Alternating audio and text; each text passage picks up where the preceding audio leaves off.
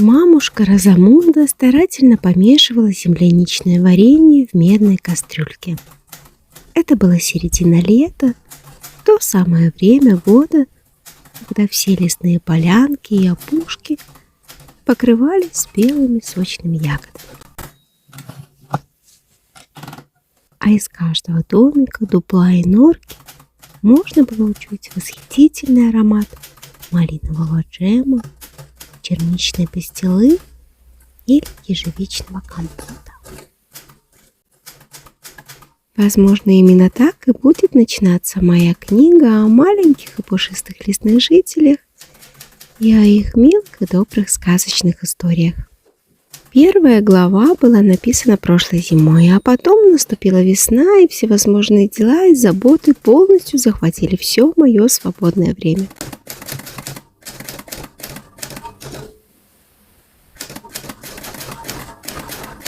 Если когда-нибудь мне удастся отвоевать его обратно, то мы обязательно узнаем, доварила ли мамушка Розамунда свое ароматное земляничное варенье.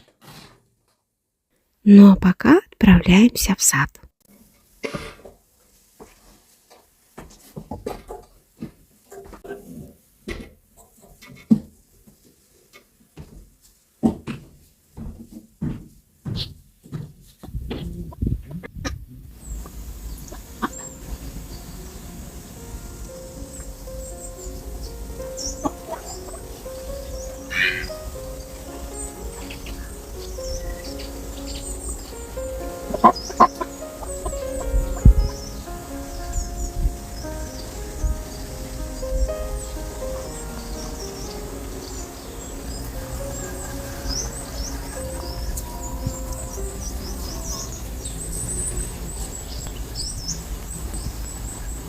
Этой осенью я решила попробовать посадить несколько саженцев голубики.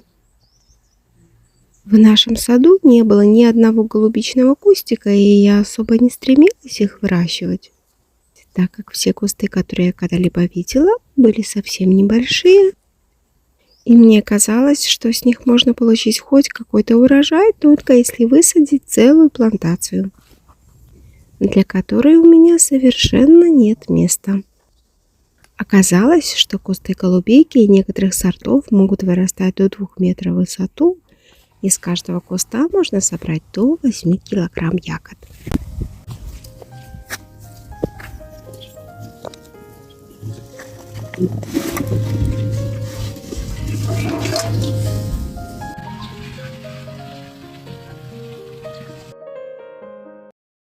Я приобрела 3 саженца 3 разных сортов. Аврора, Элиот и Нортланд. Все 3 сорта выведены американскими селекционерами. Все 3 обещают хорошие вкусовые качества и хороший урожай в пике своего плодоношения. Посмотрим, и вправду ли нам удастся наесться этими полезными и вкусными ягодами.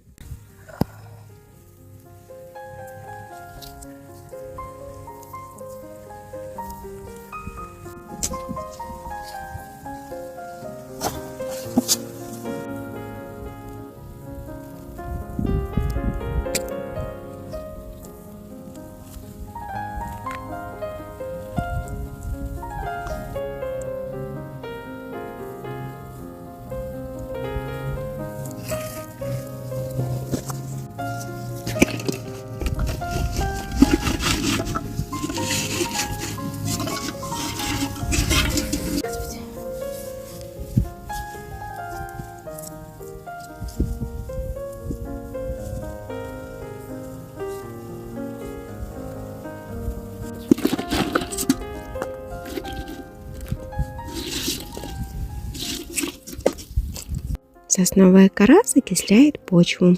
Как раз то, что нужно для хорошего роста голубики.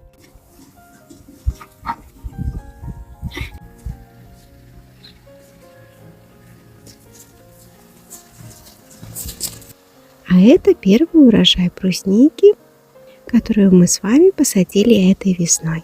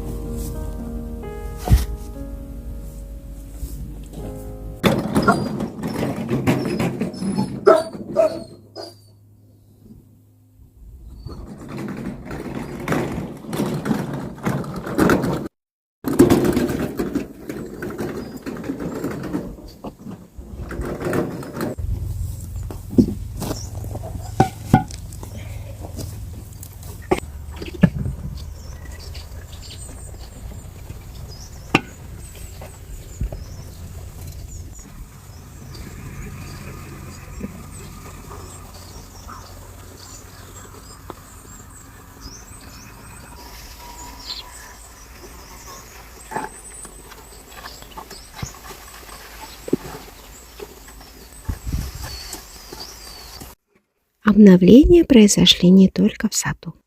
Стройка тоже не стояла на месте.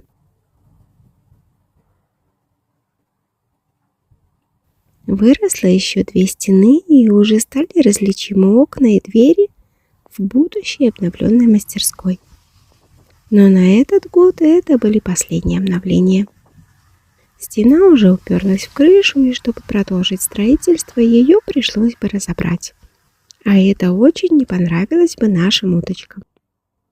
Как-никак, зима уже не за горами.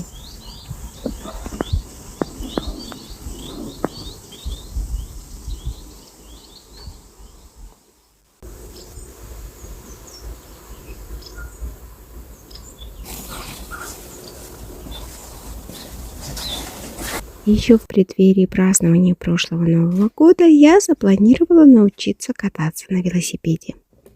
Как я позже поняла, это было слишком смело с моей стороны, так как все мои попытки были обречены на провал. Мне определенно не хватает еще 2 колес. Я решила, что, возможно, если его немного подкрашу, он будет более благосклонен ко мне и провезет меня, хотя бы парочку метров.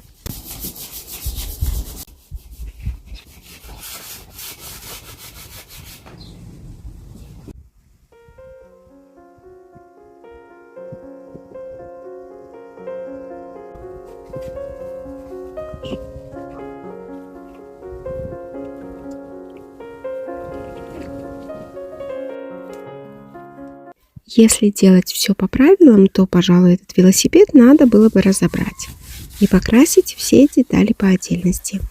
Но я такой отличный механик, что, боюсь, после разборки и сборки у меня останется слишком много лишних деталей.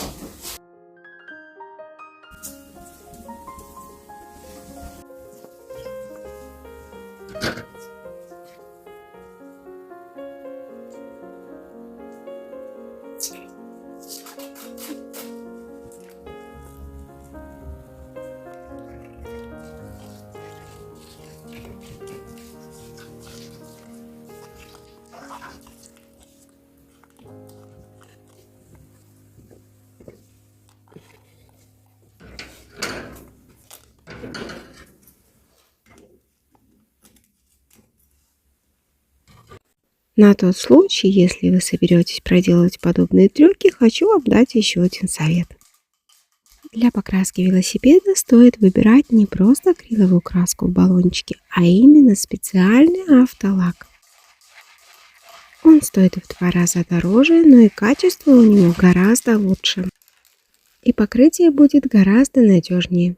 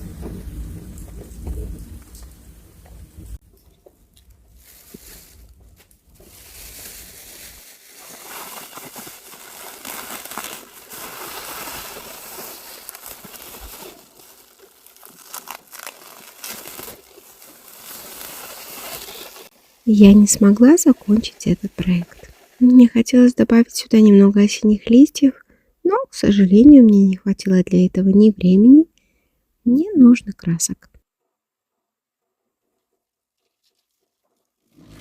Как и не хватило терпения, чтобы освоить технику езды. Чудо не случилось, но в этом нет большой печали, так как Милана отлично умеет ездить на велосипеде. Не всегда нам удается достичь поставленных целей. Но кто знает, может, это тоже часть нашего пути, который когда-нибудь приведет нас к чему-нибудь хорошему.